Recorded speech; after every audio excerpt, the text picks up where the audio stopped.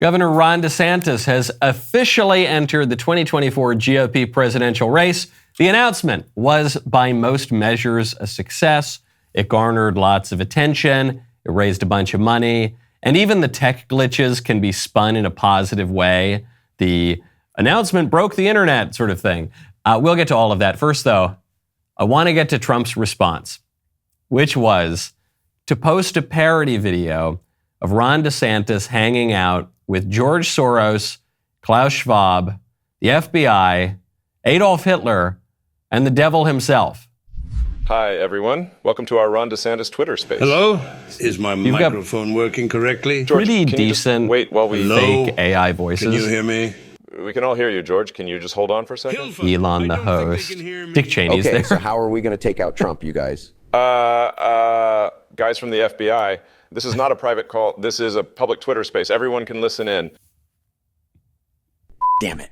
Everyone just shut the hell up so I can make my announcement, okay? You go, girl. Wait, the devil is gay? So what? Everyone in this call is gay. I happen to know every single one of you has a secret. Okay, I think it goes on from there. I think you generally get the idea.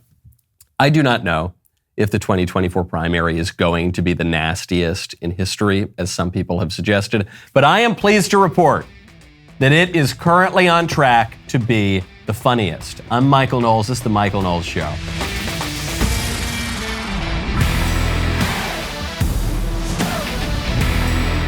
Welcome back to the show. This episode is brought to you by my friends over at Good Ranchers. Get great meat at a secure price and save 20% off site-wide with my code Knowles. Go to goodranchers.com. Use code Knowles, Knowles, today.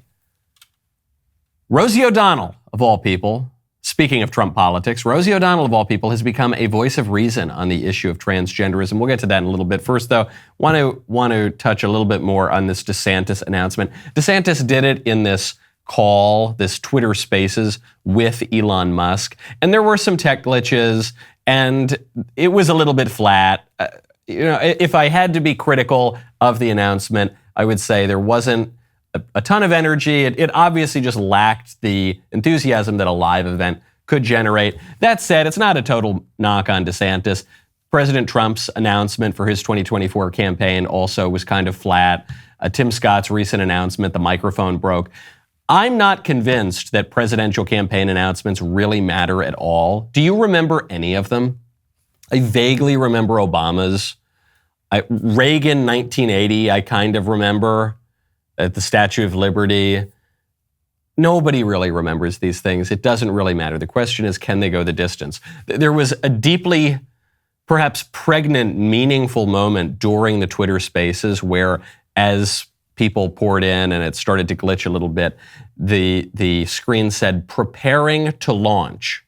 And that's the question. Ron DeSantis has been preparing to launch his campaign for a very long time now, for years. Everyone has known that he's going to run for president. There's been a lot of hype. There's been hype from conservatives. There's been hype from establishmentarians. There's been hype from anti-Trumpers. There's even been hype from people who are pro-Trump or who were pro-Trump but don't think he can win in 2024. So there's a lot of hype. There's a lot of expectations from a lot of different people, and some of those expectations are going to be contradictory. So we've seen a lot of preparation to launch. Now what matters is, how does the campaign do now that it is out in the open? Can DeSantis withstand the Trump meat grinder? Donald Trump seemed like a pig just rolling around in the happiest, most wonderful mud and muck. This is a family show, so I'll clean up the language. That you could imagine yesterday, as DeSantis is doing the launch, he's just cracking jokes, and he's posting videos of Klaus Schwab and Hitler and the devil. And he is posting all sorts of little Truth Social one-liners. One of them was, quote, Tim Scott's presidential launch, even with the broken microphone, don't pay the contractor, Tim, was by far the best presidential launch of the week. Rob's was a catastrophe. And there's a lot, just from a pure comedy composition perspective, there is so much there. So he says, oh, yeah, Tim Scott's was the best of the week. First of all, Tim Scott's presidential announcement was obviously the only other one of the week. He starts mentioning that Tim Scott's microphone cut out and then gives some advice not to pay his campaign contractor. But then the funniest part is he refers to Ron DeSantis, someone who everyone knows, we all know what his name is, as Rob. And this is a tactic that is used by men when they're trying to pick up a girl, and maybe that girl has a boyfriend, and maybe that girl is seeing somebody, and you go up and you say, oh, yeah, hey, Sheila, yeah, well, man, we're looking nice today, yeah, we should get a drink sometime. Hey, how's Mark doing? And Sheila will hear this and say, oh, actually, my boyfriend's name is Matt. And you say, oh, yeah, whatever. And then you move on, right? It's a way to belittle somebody and to disrespect somebody. And Trump is doing it in this extremely officious way. Yeah, Rob DeSantis. And there's a play on words because he's going to accuse DeSantis of robbing the nomination or trying to rob the nomination from Trump or robbing his mannerisms or personality or something like that. So DeSantis' announcement came off pretty much as expected. Trump's reaction certainly came off as expected. What do we make of that? All in all, it was pretty good for DeSantis. There's one weak spot right now, which is on foreign policy. DeSantis, after the Twitter space, went on Trey Gowdy's show on Fox News, and DeSantis explained what his views are vis-a-vis Ukraine. Or maybe he didn't quite explain those views. You wore the uniform. If you are elected president, you may be the first one in a while to have worn the uniform. How would you address the ongoing war in Eastern Europe between Russia and Ukraine on day one of a Ron DeSantis presidency? Well, first, I think what we need to do as a veteran is recognize that our military has become politicized. You talk about gender ideology, you talk about things like global warming that they're somehow concerned in. That's not the military that I served in. We need to return our military to focusing on commitment, focusing on the core values and the core mission. That would be something that I could take care of on day one. There'll be a new sheriff in town as commander-in-chief, and I think you'll see recruiting start to get back to where it needs to be because people don't want to join a woke military, and I think it's been really, really problematic. Look, in terms of what's going on over in Eastern Europe, I'd like to see a settlement of this. I do not want to see a wider war. I think it's completely unknowable what it will look like in January of 2025, but I would not want to see the United States with our troops get enmeshed in a war in Russia or in Ukraine. It's a hard question on a hard topic that most voters don't generally base their presidential decisions on. Most voters are basing their decisions on domestic policy. And so Governor DeSantis here is trying to pivot the question from this thorny issue of Ukraine, which splits the GOP, onto this issue of wokeness in the military. But wokeness in the military obviously has nothing to do with the policy of the president vis-a-vis Russia and Ukraine and this war that's now been expanding for over a year, a war that's really been expanding for more like 8 or 9 years at this point. I think DeSantis has to get a clearer answer on this. This issue, if the war continues on the trajectory that it's on, this could come to play a large role in the presidential campaign. And so he's going to need, I think, clearer views here. Trump, whether you love him or you hate him, has relatively clear views on these things, and they upset a lot of settled GOP orthodoxy. DeSantis has done a very, very good job in the state of Florida, but as any governor who's ever run for president knows deep down, these individual states don't have a foreign policy. So I think he's got to come up with an answer there. And while he says, I don't want a wider war, I want to come to a settlement, that's good, that's the right direction. But the question is, how are you going to do that? What are these specific issues that you are going to focus on? And furthermore, even to the way he answered the question, can he be agile? Can he be dexterous? Can he, when he doesn't want to answer a question, can he pivot in a way that's a little more subtle? Can he turn the question to something he does want to answer? Can he throw in a joke? Can he throw in a barb? Can he be fast on his feet? Whatever you want to say about Trump, whether you love him or you hate him, the guy is one of the best showmen of our age. The guy knows how to command a stage and to command a camera. DeSantis just doesn't come from that background. He's had a very different life. And so if he's going to take Trump on, That's going to have to be something that he works on. Ron DeSantis could have the absolute best policy of any governor in the history of the United States, but he's now going to have to go toe-to-toe with a very persuasive, funny showbiz guy. And so that's going to have to be the area that he and his team really focus on. One way to perform better and better every single day is to make sure you eat a good, strong dinner. You get that iron pumping through your body. It's why you got to check out Good Ranchers.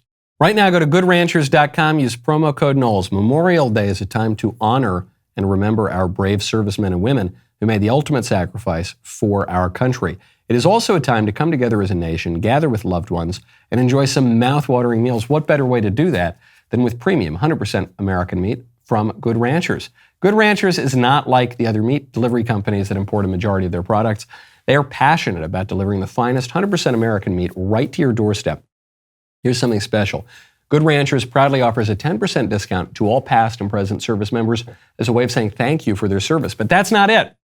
In honor of Memorial Day, Good Ranchers is giving our listeners an exclusive opportunity. When you use code Knowles, KNWLES, you can save 20% off site-wide. From tender steaks to succulent chicken, GoodRanchers.com has it all. I had the other night a juicy, delicious Good Ranchers burger, and it's the best.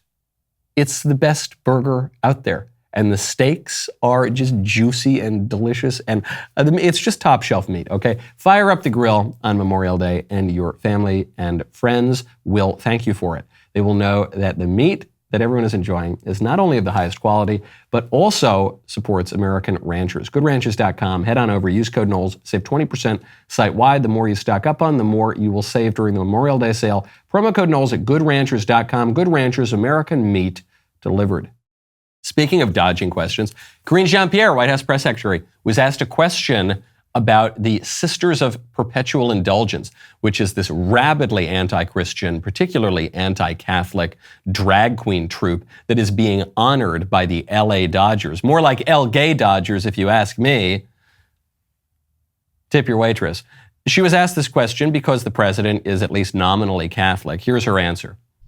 This is one that's really caught the eye of a lot of Catholics and Christians, and frankly, they're hurt by this. The LA Dodgers are honoring a group called the Sisters of Perpetual Indulgence during a Pride Night game next month. The Archdiocese of LA, Catholic leaders there, say the group mocks the Catholic faith and women religious who serve the poor and sick, and is asking all Catholics to stand against bigotry and hate in any form. The president is Catholic, we all know. What is his reaction to this story, please? Look, I appreciate the question, Owen. I'm just not going to get into the middle of who a sports team is going to honor or should not honor. That's just not something that I'm going to get in the middle of. The president has made it, it's very important to him, religious freedom. He's issued statements on it in the past saying all people of all religions should be treated with equal dignity and respect. I know what you just said there. You kind of want to stay out of it, but isn't this a prime example of something like that? I'm just not going to get in the middle of who a sports team decides to honor or not honor. That is not going to get in the middle of that. But appreciate the question. Oh yeah, I'm not going to get in the middle of that. We from political office, we're not going to get involved with what sports teams are doing, right? As if the entire Democratic Party didn't weigh in on the NFL kneeling, white supremacy fiasco of 2016, 2017. As if Joe Biden could ever keep his mouth shut on any of these cultural issues. As if the White House didn't invite Dylan Mulvaney to come do an interview with him. Give me a break. What are you talking about?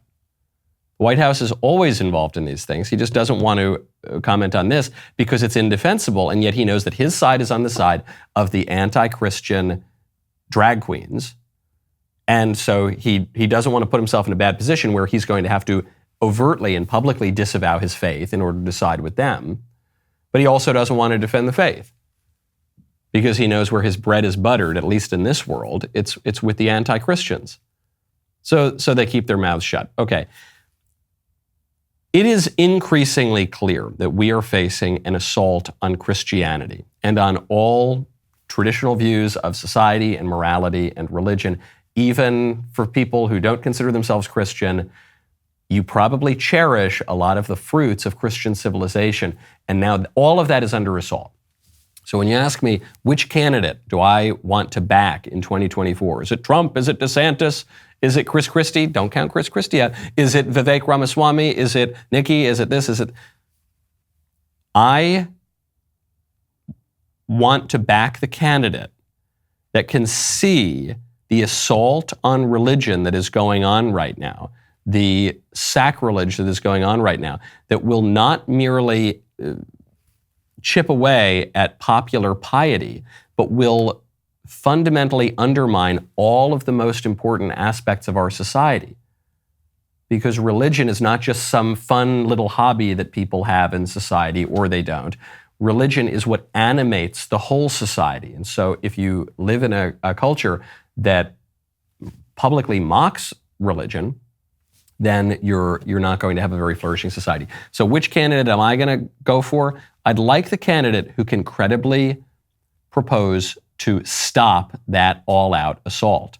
What a ridiculous line from the White House. Oh, it's just some little sports team thing. Right, sports is public. This is the team of the city, the LA Dodgers. Public sports have always had a patriotic component. They tell us a lot about what our culture believes, what our political order is going to be. Of course we've got to be involved. If sports weren't political, the LA Dodgers wouldn't be honoring a sacrilegious drag troupe. Of course it's political. And you're going to keep your mouth shut because the politics is going in your direction and you don't want to upset that. I want a Republican presidential candidate who's willing to upset that. Some Republicans are doing this sort of thing. In Montana, they just banned Drag Queen Story Hour. One of the biggest fights on the right among movement conservatives and conservative intellectuals and the activist class, not necessarily the rank and file, card-carrying Republican voter, but the people who are setting the agenda for what the party believes. One of the biggest fights 6-7 years ago was over Drag Queen Story Hour. And you had the liberal Republicans like David French, who's now just become a liberal. Now he's a columnist for the New York Times. David French said, Drag Queen Story Hour is a blessing of liberty. Our Constitution gives us that beautiful right to jiggle around in stilettos for kids in the library or whatever. And then you had the conservatives who came out and said, no, there's no right to Drag Queen Story Hour. If James Madison ever thought this were in the Constitution, he'd be rolling over in his grave. That's obviously not real. And that was a big battle. Well, if we have freedom of speech, we need to have weirdo guys jiggling around for children. No, that's actually not what freedom of speech is. Freedom of speech involves all sorts of limits and taboos and standards, and we're not going to do that. Okay, well, Montana is saying the conservatives won. We're going to ban Drag Queen Story Hour. Governor Greg Gianforte signed HB 359. Over half the state ledge co-sponsored the bill. It bars minors from attending sexually oriented shows, says a school or library that receives any form of funding from the state may not allow a sexually oriented performance or drag story hour on its premises during regular operating hours or at any school-sanctioned extracurricular activity. Goes on. There can be punishments, obviously, against the people who violate this. And then the legislator behind the law came out and was totally clear. Even if the law weren't totally clear, and it's pretty precise, he says there is no such thing as a family-friendly drag show, which is of course true, and everybody knew that until a few years ago.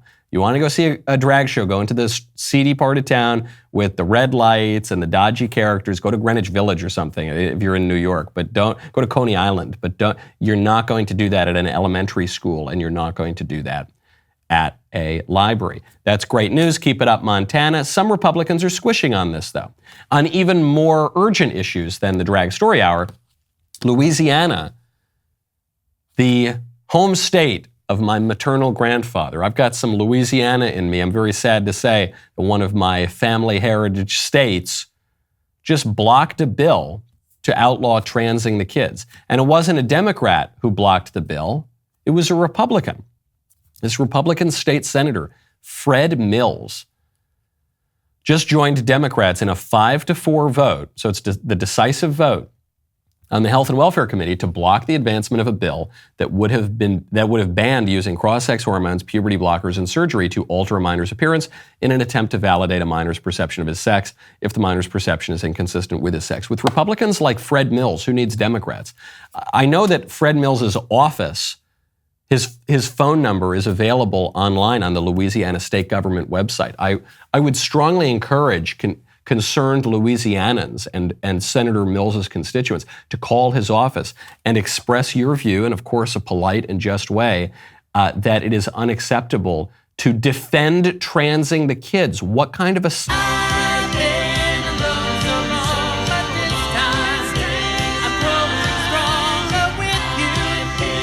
The answer to that question would probably be a Democrat or a liberal. But in this case, Fred Mills is a Republican. And with Republicans like this, truly, there is no need for Democrats. This Republican primary is going to be a clarifying experience. That's why I'm generally pro-primary, is because it forces candidates to take clearer positions on these sorts of issues. And some issues we can be a little conciliatory on. Some issues have to be very, very clear. Any Republican that defends transing the kids is a far left radical liberal and should be given no quarter, should not receive a single Republican vote ever, should not receive a single penny from any conservative, and his government office should receive lots of phone calls from concerned constituents. Now, if you're maybe in this extremely confused state senator's district, you're probably going to want to move out of town. You're probably going to want to go to a district with decent political leadership. When you want to move anywhere, when you want to just get in your car, go for a ride, you got to check out CarZing. Right now, go to carzing.com/Knowles. Buying a new car can be a stressful experience for everyone, especially if you're a first-time buyer or if you have no credit. Before you walk into a dealership and spend the whole day with the crowds and the stress and the potential that you won't even find the right car, you got to check out CarZing. CarZing is completely changing the way that you buy a car online by partnering with credit agencies, lenders, and over 25,000 dealers nationwide. CarZing provides you with everything you need before stepping foot into a dealership. You can instantly pre-qualify online without affecting your credit score, get instant financing details, including what your down payment would be, your monthly payment term, and APR, putting you several steps ahead of other buyers. Once you find the right car at your ideal budget, all you have to do is bring your saved deal voucher with you to the dealership to finalize your next ride. Super simple. Even if you're not in the market for a new car, check out CarZing anyway. Browse your dream cars, see what they have to offer for when you are ready to buy. CarZing helps make your experience faster, cheaper, and less stressful. Go to carzing.com/Knowles today. Skip the guesswork and find the best deals for you. carzing.com/Knowles. Seems as if fewer and fewer of us are on the same page when it comes to the fundamentals these days. And this is obviously a huge problem when it comes to our relationship to each other and our relationship to God. It's not a new phenomenon. The consequences of this disunity date all the way back to the time of Moses. Just listen to what Jordan Peterson has to say about it in Exodus. There's an irony here that for all the insistence upon equality, the very foundation for that equality in Western culture, i.e. the idea that human beings are made in the imago Dei, in the image of God, has been lost, of course. So it's almost as if, because of the erosion of this foundation, the drive for equality is stressed all the more. Well, that's exactly what Nietzsche claimed would happen when he wrote, particularly in Beyond Good and Evil. He said that would be an inevitable consequence. Jordan is joined by a roundtable of big thinkers from different backgrounds who explore one of the most important books in the Bible. It is engrossing. All episodes of Exodus are now available exclusively for DailyWire Plus members. If you have not seen it, start at the beginning because it's well worth your time. DailyWire.com/subscribe to watch Exodus. We are winning on the trans issue, and so any Republican who goes squishy, it not only has zero backbone and maybe is missing some other anatomical features as far as I'm concerned, but also just has no idea what time it is, does not have any clear perception of where politics is in this country. Look at what's going on at Target. Look at the Target CEO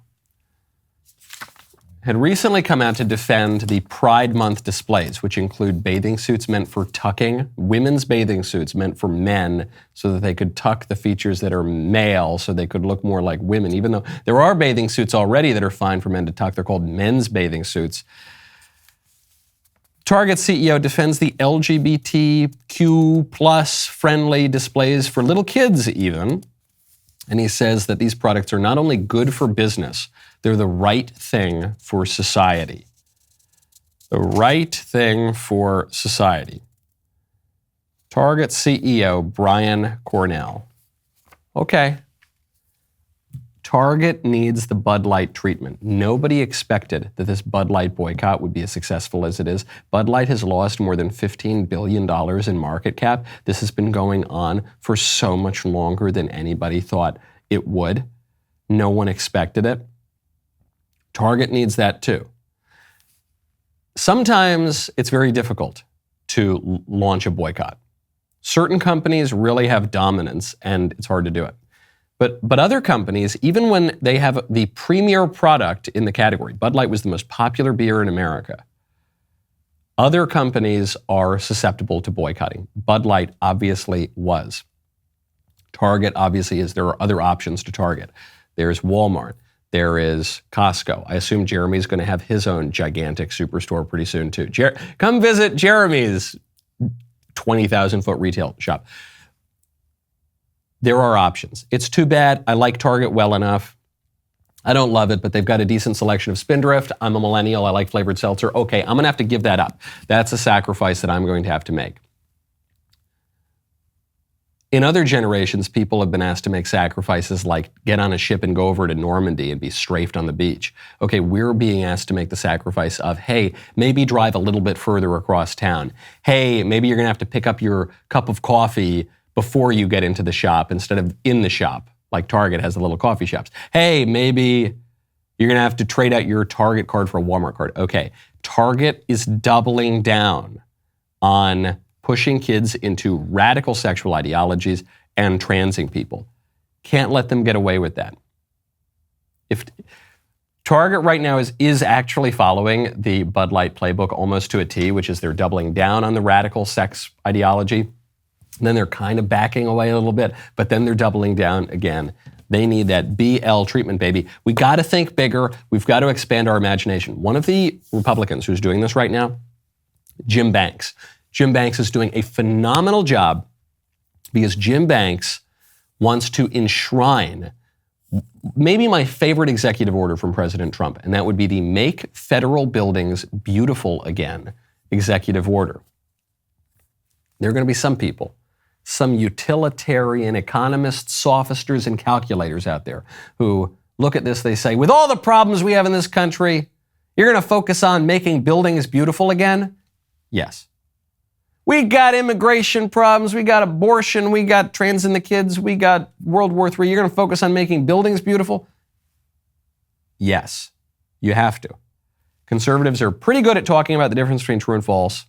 Conservatives are getting better at talking about the difference between good and evil.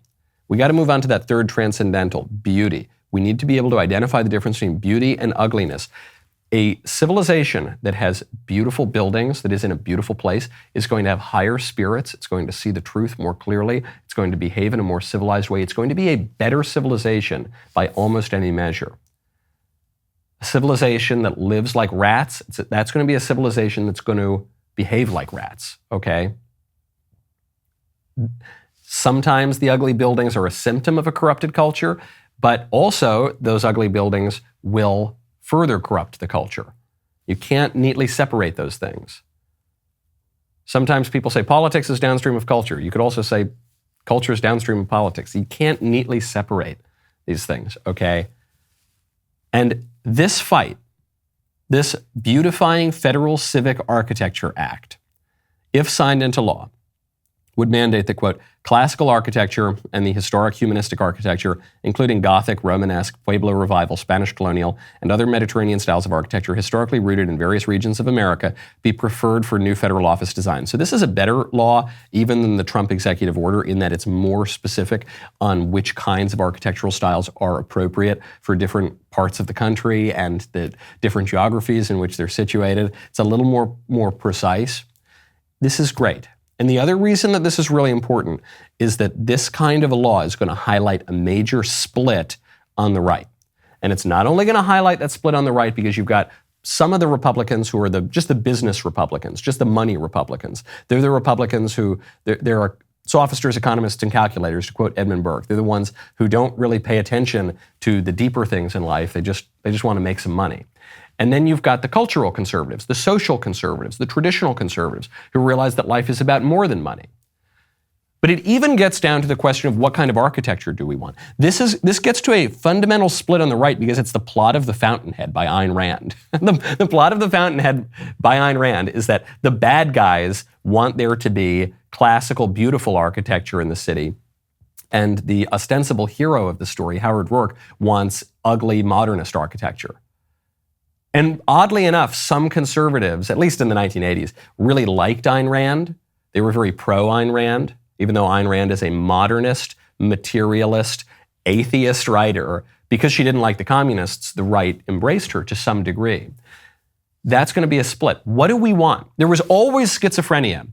For the past 30 years, there's been schizophrenia on the right at Republican fundraisers, which is the first part of the speech would say, we need to preserve traditional values. We need to preserve the historic American nation. We need to conserve the family. We need to build up those institutions that have served us well for hundreds of years.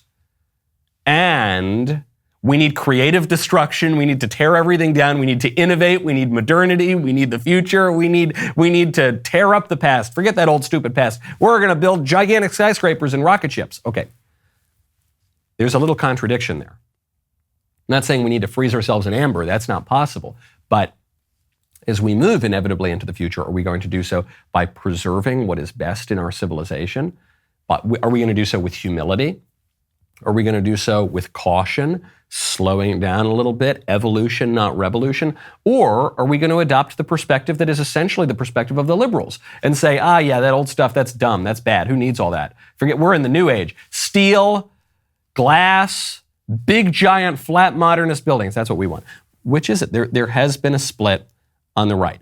And Jim Banks is right and Ayn Rand is wrong, and we should totally defend beauty because there are eternal principles of beauty. Ayn Rand's argument in The Fountainhead is that circumstances are the chief determinants of what is beautiful.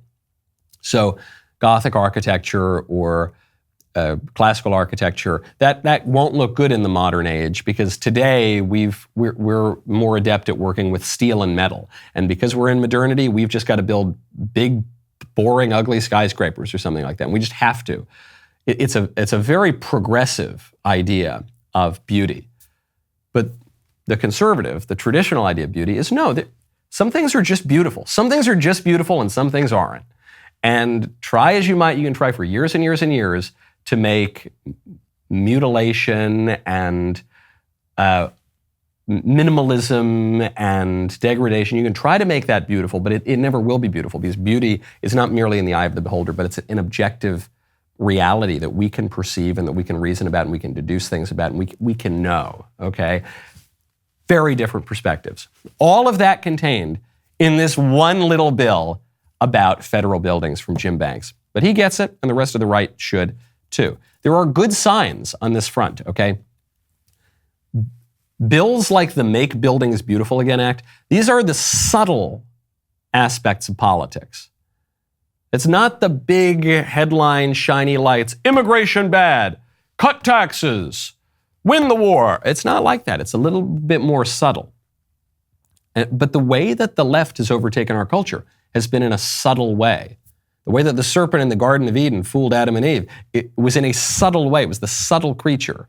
And that's what the libs do. Conservatives are finally waking up to that. What's probably the subtlest way that the libs have been able to overtake our culture? By taking over education. Because for a long time, conservatives didn't really think of education as a political fight.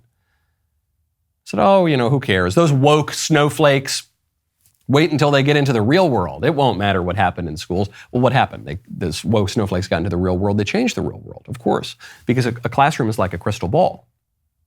And if a student is raised from K through 12, now people go to preschool, and now they go to preschool. So let's say from age 3 through age not just 18, but then into college, which people increasingly were going to, and then maybe master's degrees, and then maybe PhDs. You get all that time for the libs to form the mind and the soul of America's youth. People are going to end up huge libs. They're not even going to be aware of it. This is how the so-called conservatives have ended up so liberal and adopted so many liberal premises totally unawares, because they've just been steeped in that like a tea bag in a pot of hot water for 20 years of their lives.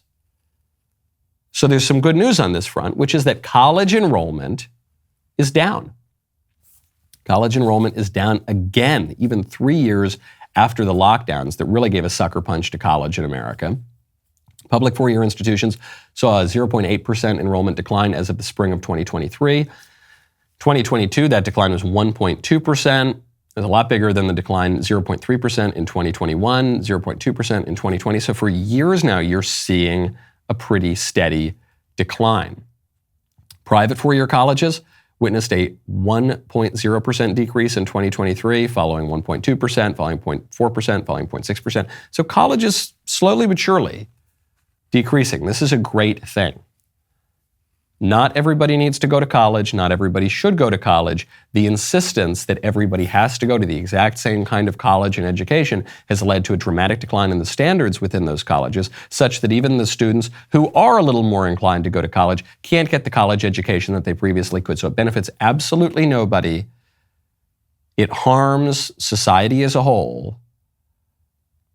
Now we're turning that around. The libs waged what they called a long march through the institutions. This is a long march through the institutions to take over the colleges and the universities especially, but also lower education and also the nonprofit education, all the rest of it. They did that for decades and decades and decades, and they transformed education in the United States. What conservatives can do now is lead a long march out. Or a long march, not just out. We're not just fleeing from something. We have a long march to build new institutions. There are conservative colleges that have been built up. Thinking of places like Hillsdale, thinking of places like Ave Maria, Franciscan Liberty, thinking of these, Thomas Aquinas College, these institutions that, some of which are relatively new, at least in their present iterations. And they say, hey, maybe you want to go to Harvard or Yale or Princeton, but those places aren't what they used to be. Come over here. You'll get a real classical education, a liberal education, properly liberal, meaning to help you make sense of your freedom. Come on over here.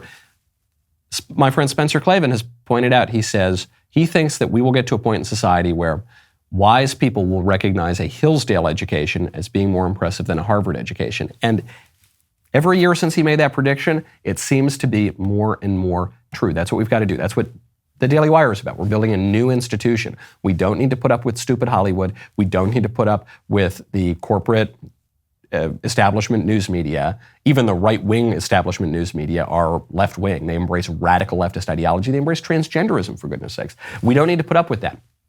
Our argument is, if you build it, they will come. We're not beholden to Bud Light anymore. We're not beholden to Target anymore. We're not beholden to Harvard anymore. We're not beholden to any of it.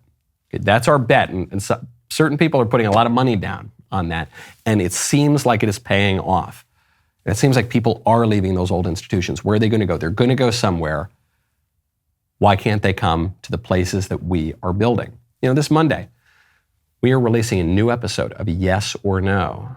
Speaking of our political order, it will feature former White House press secretary, no, not Jen Psaki, the one and only Sean Spicer. It was great sitting down to discuss very spicy topics with Mr. Spicer. Check out this teaser. White hate is now more widely accepted than the 2020 election results. Oh, this is a gimme. Oh, that's... Well, hold on. I mean...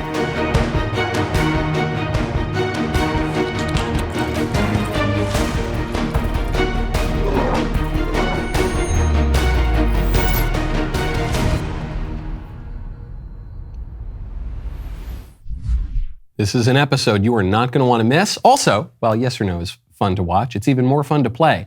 Yes or No, the game, is available for pre-order over at dailywire.com/shop. You're going to say, Michael, pre-order? I thought it was available to order. Yes, it was, and I told you it was going to sell out instantly, and it did. And then it was available for pre-order again. We ordered many thousands more copies of it. And I said, you got to get it in now because it's going to sell out. And then it did. So we're getting it back. We're going to order many, many thousands of more copies of it. And you know what's going to happen?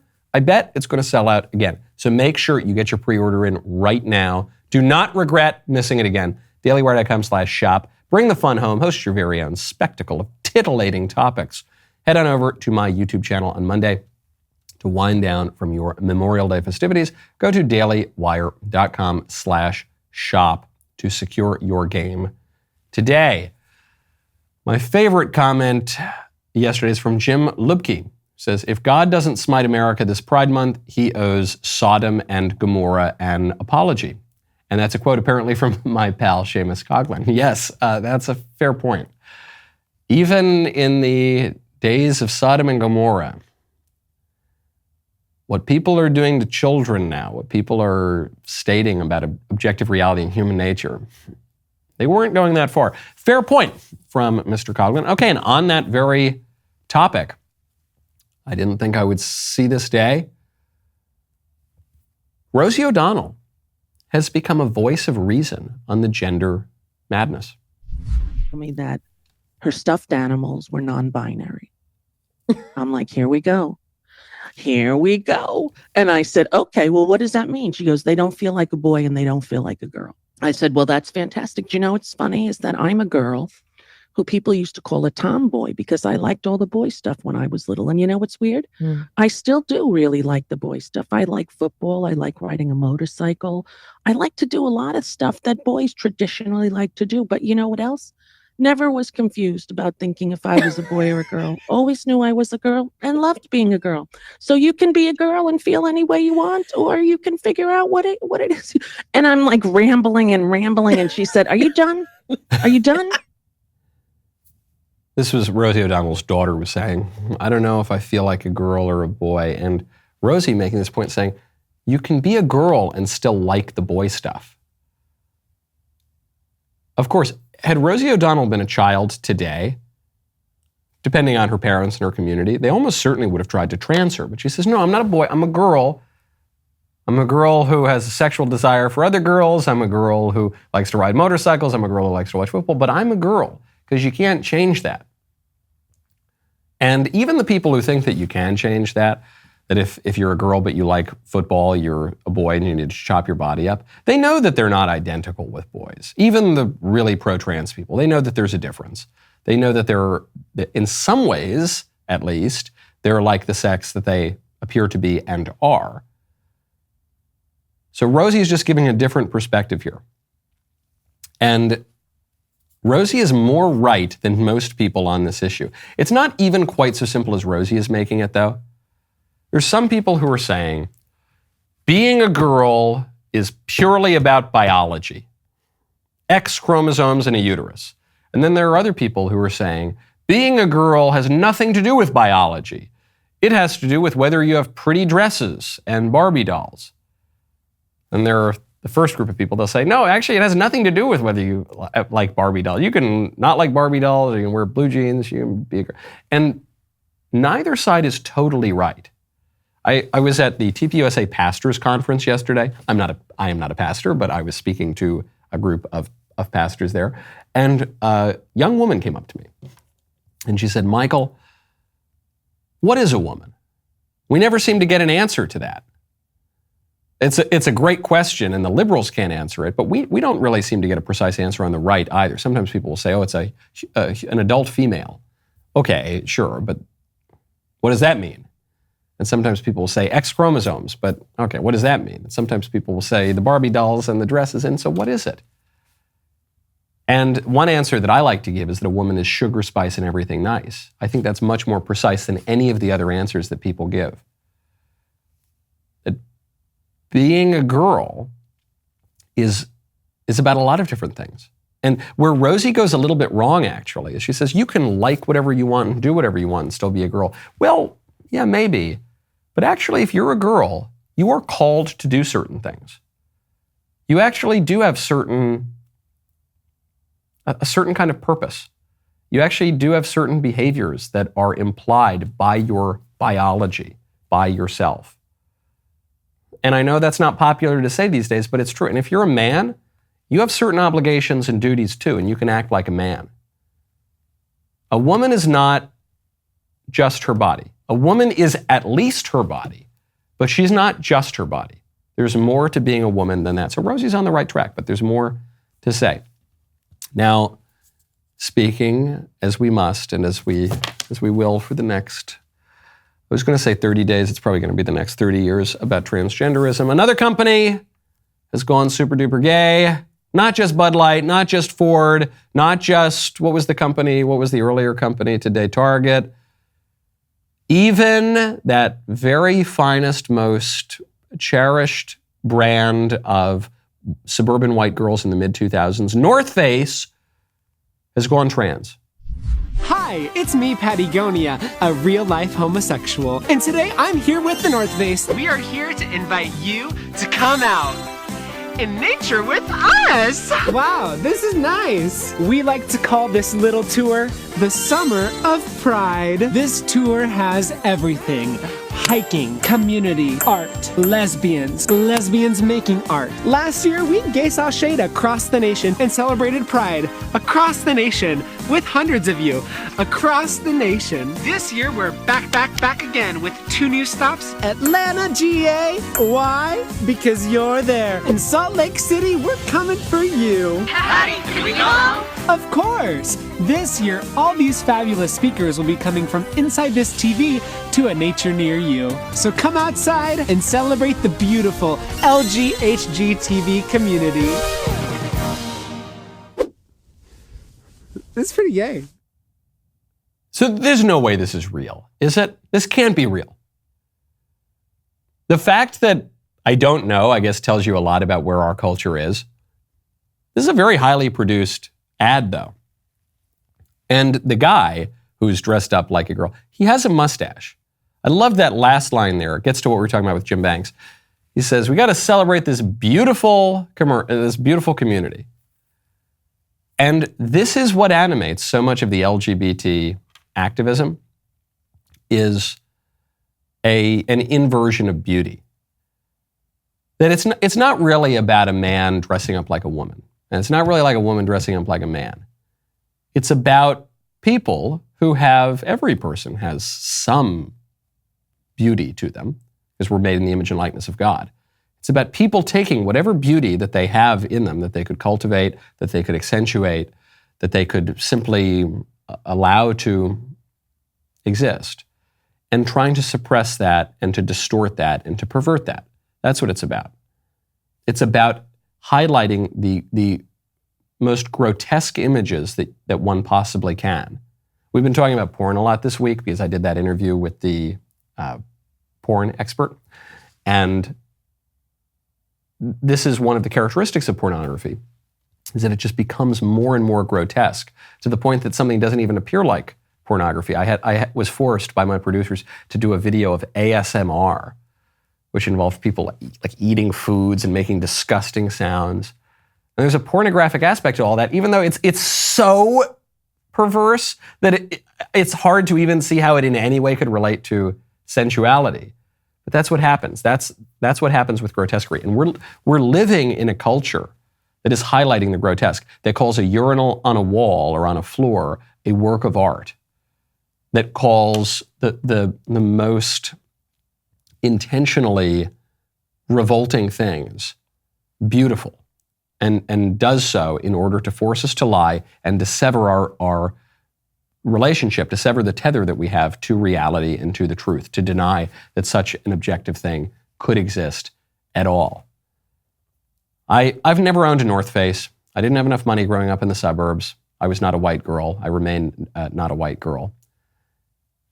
Tip of the iceberg.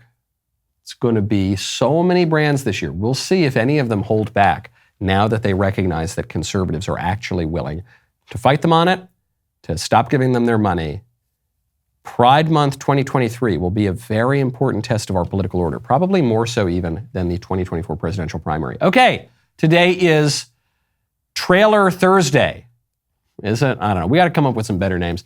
Ben Davies tells me that the Padre Pio movie that had been teased some months ago with Shia LaBeouf, who apparently converted to Catholicism during the process of portraying this character because of the traditional Latin Mass. Well, apparently the movie got distribution.